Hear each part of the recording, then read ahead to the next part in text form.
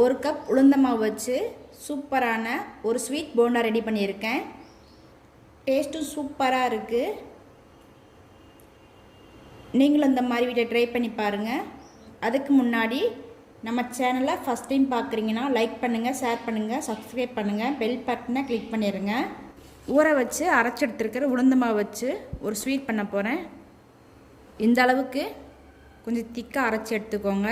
உளுந்த மாவு கூட கொஞ்சமாக உப்பு சேர்த்துருக்கேன். உப்பு சேர்த்துட்டு நல்லா மிக்ஸ் பண்ணி விட்டுருங்க. இந்த ஸ்வீட் பண்ணும்போதும் கொஞ்சம் உப்பு சேர்த்துக்கிட்டால் டேஸ்ட் நல்லாயிருக்கும். உப்பு சேர்த்துட்டு மாவு நல்லா கலக்கி விட்டாச்சு. ரெடி பண்ணி வச்சுக்கிற மாவை போண்டா மாதிரி போட்டு பொரிச்சு எடுத்துக்கிடணும். எண்ணெய் ஹீட் ஆயிடுச்சு. சின்ன சின்ன போண்டா மாதிரி போட்டு எடுத்துக்கோங்க.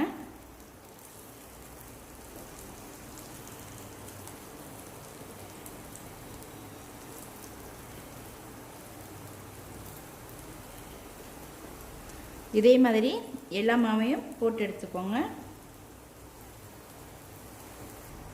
இந்த மாதிரி எல்லா மாவையும் ஒரே சேஃபில் போட்டுக்கோங்க. கரண்டி வச்சு போட்டால் ஒரே சேஃப் வராது. கையில் கொஞ்சமாக தண்ணி தொட்டுட்டு உளுந்த மாவை இப்படி போட்டிங்கன்னா கையில் ஒட்டாமல் விழுகும். ஒன் சைடு வேகட்டும். அதுக்கப்புறம் அடுத்த சைடு திருப்பி விட்டுக்கலாம். இப்போ ஒன் சைடு வெந்திருக்கு. அடுத்த சைடு திருப்பி விட்டுலாம். எல்லாத்தையும் திருப்பி விட்டாச்சு. அடுத்த சைடு வேகட்டும்.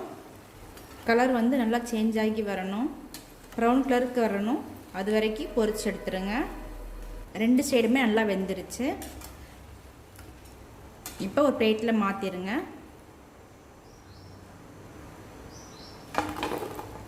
எவ்வளோ சாஃப்டாக வந்திருக்கு பாருங்கள். நல்லா மொறு மொறுன்னு போண்டா ரெடி ஆயிடுச்சு. அடுத்ததாக 1 கப் ஜீனி எடுத்திருக்கேன். கொஞ்சமாக தண்ணி ஊற்றி ஆகு மாதிரி காய்ச்சிக்கிடணும். 1 கப் ஜீனி 1 கப் தண்ணி ஊற்றி கொதிக்க விட்டுருக்கேன். ஜீனி நல்லா கரைஞ்சி வரட்டும். ஜீனிக்கு வந்து பதம் எதுவும் தேவை கிடையாது. ஜீனி கரைஞ்சாலே போதும். வாசனைக்காக 2 ஏலக்காய் வச்சு போட்டிருக்கேன். ஜீனி வந்து நல்லா கொதிச்சிருச்சு.